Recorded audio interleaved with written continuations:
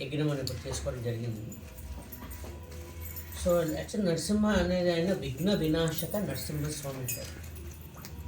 మనకి భౌతిక ప్రపంచంలో అందరూ మనం వినాయకుడిని పూజిస్తున్నాం. సో బ్రహ్మ సంహితలో బ్రహ్మదేవుడు చెప్తున్నారు, వినాయకుడు తన యొక్క దంతాన్ని నరసింహస్వామివారి పాదాల చెంద ఉంచి ఆ పవర్స్ని ఈ భౌతిక ప్రపంచాన్ని మొత్తం ఆయన కాపాడుతూ రక్షిస్తున్నారు. ఆయన అథారిటీ అనమాట. వినాయకుడు ఈ భౌతిక ప్రపంచానికి అథారిటీ ఎక్కడి నుంచి తీసుకున్నారంటే నరసింహస్వామి వారి దగ్గర నుంచి. సో ఆ నరసింహస్వామి అనేది ఒరిజినల్ ఆఫ్ ఆల్ ద విఘ్న వినాశన. సో నరసింహస్వామి చాలా పవర్ఫుల్ పర్సన్. అందరూ చూస్తే నరసింహ భయపడతారు. లక్ష్మీదేవి కూడా ఆయన దగ్గరికి వెళ్ళలేకపోతున్నారు, నారదుల వారు వెళ్ళలేకపోతున్నారు, దేవతగా అందరూ భయపడతారు నరసింహస్వామి చూసి. ప్రహ్లాదు మాత్రం నవ్వుతూ వెళ్ళి దండేసి వచ్చేస్తారు నరసింహస్వామి. ఎందుకంటే నరసింహస్వామి వచ్చింది ప్రహ్లాదుల కోసం. సో భగవంతుడికి అనేక అవతారాలు, అనేక మనం కూడా మన మనిషి ఒకటే కానీ అనేక డ్రెస్సులు వేస్తాం. మ్యారేజ్కి ఒక డ్రెస్సు, పార్టీకి ఒక డ్రెస్సు, పూజలకు ఒక డ్రెస్సు, అభిషేకాలకు ఒక డ్రెస్సు, ఇలా మనం కూడా డ్రెస్సులు చేంజ్ చేస్తాం. మనిషిని మాత్రం సేమ్ కానీ డ్రెస్సులు చేంజ్ చేస్తాం. భగవంతుడు కూడా ఒకటే కానీ ఆ భగవంతుడు డ్రెస్సులు చేంజ్ చేస్తారు. ఆ డ్రెస్సే నరసింహస్వామి, ఆ డ్రెస్సే వరాహస్వామి, ఆ డ్రెస్సే వెంకటేశ్వర స్వామి. భగవంతుడు అనేక అవుతారు. కృష్ణ ఒక డ్రెస్సు, నరసింహస్వామి ఒక డ్రెస్సు, వామన ఒక డ్రెస్సు, వరాహ ఒక డ్రెస్సు. సో భగవంతుడు అనేక డ్రెస్సులు తీస్తున్నారు. మనిషి ఒకటే, భగవంతుడు ఒకటే కానీ భక్తుల కోసంగా అనేక అవతారాలు భగవంతుడు తీసుకున్నారు. సో ఈ నరసింహస్వామి ఎందుకు అవుతారు, ఎందుకు ఈ డ్రెస్ తీసుకున్నారు? బికాజ్ హిరణ్యకశిపుడు కోసం. ఎందరికీ స్టోరీ తెలుసు కదా. హిరణ్యకశిపుడు ఏం కోరుకున్నారు?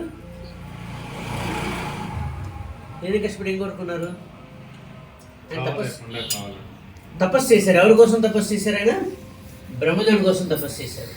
ప్రత్యక్షమయ్యారు బ్రహ్మదేవుడు. అప్పుడు ఏం కోరుకున్నారు? సారి చెప్పారు, చావు లేకుండా. సో బ్రహ్మదేవుడు చెప్తారు, నాకే లేదు ఆప్షన్, నీకు ఎలా ఇస్తానంటే, నా దగ్గర 100 ఉందనుకోండి, 100 ఇస్తాను. 100 పెట్టుకుని 1000 ఎక్కడ ఇస్తాను? నేను ఇవ్వలేను కదండి. 90 అడుగు ఇస్తాను, 50 అడుగు ఇస్తాను, 10 అడుగు ఇస్తాను, 100 రూపాయలు అడిగిన ఇస్తాను. కానీ 100 పెట్టుకొని 1000 ఉంటే అలా బ్రహ్మదేవుడి దగ్గర ఉండేదే పవర్స్ ఆయన దగ్గర ఇవ్వగలరు. ఆయన దగ్గర బియాండ్ లేనిది ఇవ్వలేరండి. సో ఈయనే కోరుకున్నారు, అసలు నాకు చావే లేకుండా కోరుకున్నారు. బ్రహ్మదేవుడు చెప్తారు, సారీ మై డియర్, నాకే చావు ఉంది, ఇక నీకు నేను ఎలా చావు లేకుండా ఇవ్వగలను, అదైతే నేను ఇవ్వలేను అంటారు. సరే ఇంకో విధంగా కోరుకుంటా అంటారు. సో కోరుకోమంటారు. అప్పుడు ఏం కోరుకుంటారు? ఇంట బయట అస్త్రశస్త్రాల చేత, మనుషుల చేత, జంతువుల చేత, గాల్లో కానీ ఆకాశంలో కానీ భూమి మీద కానీ జంతువుల చేత కానీ ఎవరి చేత, ఇంటా కానీ బయట కానీ ఎక్కడ నాకు మరణం లేకుండా చూడండి అని చెప్పుకుంటారు. పొద్దున కానీ సాయంత్రం కానీ రాత్రి కానీ. సో భగవంతుడు అన్ని కండిషన్స్ సాటిస్ఫై చేస్తూ నరసింహావతారం. నరసింహావతారం ఏంటి? మనిషి కాదు, జంతువు కాదు. ఎలా వచ్చారు? అది నర హరి. అందుకని కేశవ ధృత నర హరి రూప, నర హరి రూప జై జగదీశ. సో కృష్ణుడి సూపర్ ఇంటెలిజెంట్. హిరణ్యకశిపుడు ఏమనుకున్నాడు? నేను చాలా ఇంటెలిజెంట్గా అడిగాను బ్రహ్మదేవుడిని, ఆల్మోస్ట్ అన్ని ఓకే అనేసారు, అంటే మరణం లేనట్టే కదా అన్నారు. బ్రహ్మదేవుడు చెప్పారు, ఇంచుమించు లేనట్టే కానీ ఫుల్గా లేదంటారు. సర్లే పర్లేదు, ఇంచుమించు లేనంటే లేనే కదా అంటారు. సో స్వామి యాక్చువల్గా ఇవన్నీ బ్రహ్మదేవుడు ఇచ్చిన వరాన్ని పక్కన పెట్టేసి ఆయన వచ్చి చంపేయచ్చు. కానీ బ్రహ్మదేవుడు వరం ఇచ్చారు కదా, మరి భక్తులు వరం ఇస్తే భగవంతుడు దాన్ని కాపాడుతారు అనమాట యాక్చువల్లీ. సో బ్రహ్మదేవుడు ఇచ్చిన కండిషన్స్ అన్నీ సాటిస్ఫై చేస్తూ స్వామి నరసింహావతార రూపంలో వచ్చి ఆయన ఏమడిగారు? ఎటువంటి అస్త్రశస్త్రాలతో అన్నారు. అందుకని గోల్డ్ ఉపయోగించారు. హిరణ్యకశిపుడు తెలియలేదు గోల్డ్తో చంపచ్చని. హిరణ్యకశిపుడు తెలియలేదు స్వామి సింహ రూపంలో మనిషి రూపంలో వస్తారని ఊహించలేదు. అందుకే మనుషుల చేత కానీ జంతువుల చేత కానీ అన్నారు. ఇద్దరు కలిపి అలా కోరుకోలేదు. సో స్వామి ఆ కండిషన్ తీసుకున్నారు. సో ఈ 2 కండిషన్ ఉన్నాయి కాబట్టి 3వ కండిషన్ తీసుకుంటూ ఎటువంటి అస్త్రాలు లేకుండా గోడతో అండ్ పగలు కానీ రాత్రి కానీ నన్ను కోరుకున్నారు. స్వామి పగలు రాత్రి కాకుండా ఆ యొక్క సంధ్య కూడా కాదనమాట, ఆ డస్క్ అంటారు యాక్చువల్గా. ఆ టైం అసలు కోరుకోలేదు హిరణ్యకశిపుడు. సో హిరణ్యకశిపుడు ఏదైతే మైనస్ ఉన్నాయో అవన్నీ సాటిస్ఫై చేస్తూ ఆయన ఇంకేం కోరుకున్నారు? ఆకాశంలో కానీ భూమి మీద అన్నారు. ఆయన తొడల మీద పెట్టుకొని చేశారు. ఆయన ఏం కోరుకున్నారు? ఆకాశం మీద అనొద్దు, భూమి మీద కాదు.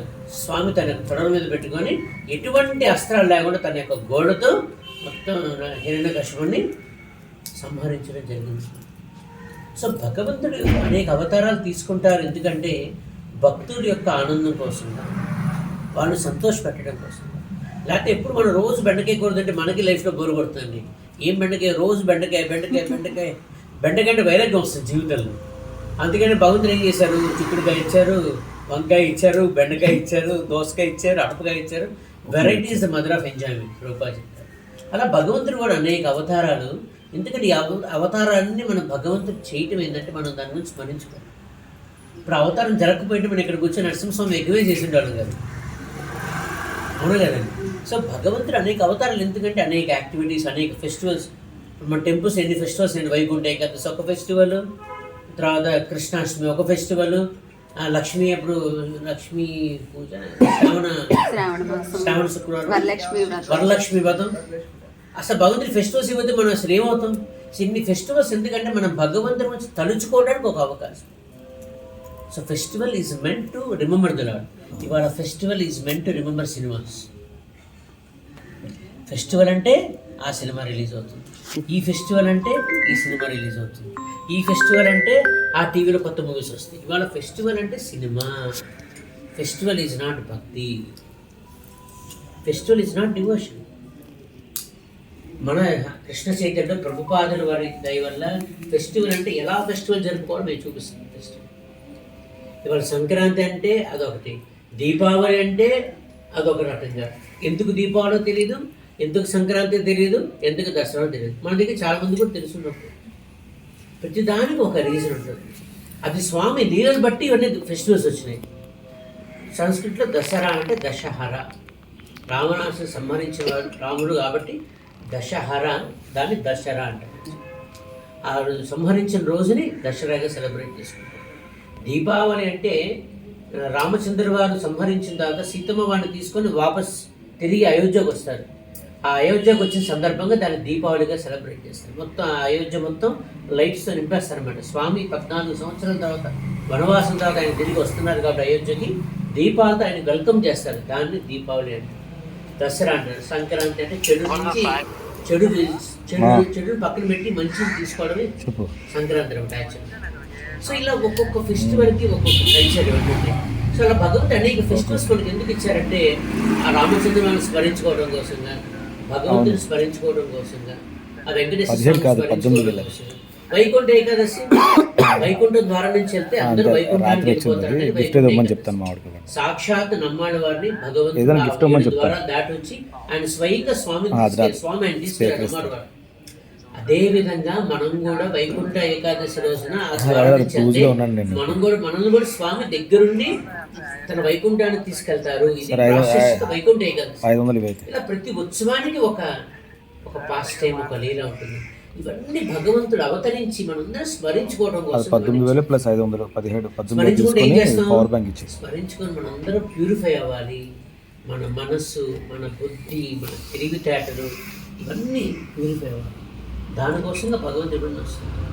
భగవంతుడు ఏం రాకపోతే మనం ఏదో ఎగుస్తున్నాం, తింటున్నాం, పడుకుంటున్నాం, పని చేసుకొని వస్తున్నాం, అయిపోయింది. ప్రభుపాద చెప్తారు, బ్రేక్ఫాస్ట్, లంచ్, స్నాక్స్, డిన్నర్, మళ్ళీ నైట్ కాఫీ లేకపోతే మిల్క్ ఏదో. మన రోజంతా ఇలానే గడిచిపోతుంది. సో మేమేం అబద్ధం చెప్పట్లేదు, అన్నీ చేయండి కంటిన్యూస్గా. కానీ మనం భగవంతుని నివేదన చేసి తీసుకోవాలి. కృష్ణుడు ఏది తినదనట్లేదు, మంచిగా తీసుకోండి ఫుడ్ ఐటమ్స్, కానీ ఏది కృష్ణుడు చెప్పారు అవే తీసుకోవాలి మనం కూడా. సో మంచిగా సాత్విక ఆహారాలు చేసుకొని భగవంతుని నివేదన చేసి ఆ ప్రసాదం మనం తీసుకోవాలి. సో భగవంతుని యొక్క అవతార ఉద్దేశం ఏంటంటే మనందరి మనసులో పరివర్తన చెంది అందరం కూడా భగవంతుని చేరుకోవాలి. బిజినెస్ చేశారు, బిజినెస్ చేసుకోవచ్చు, ఎంప్లాయీ చేశారు, ఎంప్లాయీ చేస్తారు, జాబ్ చేస్తారు, జాబ్ చేస్తారు, చదువుకున్నాను, చదువుకుంటారు. ఏది కృష్ణుడు ఆపని చెప్పట్లేదు. కృష్ణుడు అర్జునుడు ఎక్కడ నువ్వు ఆఫీస్ కూర్చోని చెప్పట్లేదు. యుద్ధంలో నువ్వు యుద్ధం చేయాలి అర్జున అంటాడు. యుద్ధం అంటే చంపడం మరి తప్పదు. కానీ క్షత్రుడి యొక్క డ్యూటీ తన ధర్మాన్ని తను నిర్వర్తించాడు. కానీ కృష్ణుడు ఏం చెప్తున్నారు, మా మనసు మన యుద్ధం చేయాలి, నన్ను స్మరిస్తూ యుద్ధం చేయాలి. కృష్ణుడు ఎక్కడ యుద్ధం ఆపని చెప్పలేదు, కానీ యుద్ధం నన్ను స్మరిస్తూ చేయమంటాడు. అలా మనం కూడా మన పని ఎవ్వరు ఆపాల్సిన అవసరం లేదు. పని ఆపితే మన జీవనాధారం జరగదు. సో మనందరం మన పనులు చేసుకుంటూ మనం భగవంతుని స్మరించుకుంటాం. మనం కార్లో వెళ్తున్నాం, భగవంతుని నామస్మరణ చేసుకుంటూ కార్లో వెళ్తాం. వంట చేస్తున్నాం, వంట చేస్తున్న రోజు మనసులో భగవంతుని నామస్మరణ చేసుకుంటూ చేసుకోవచ్చు.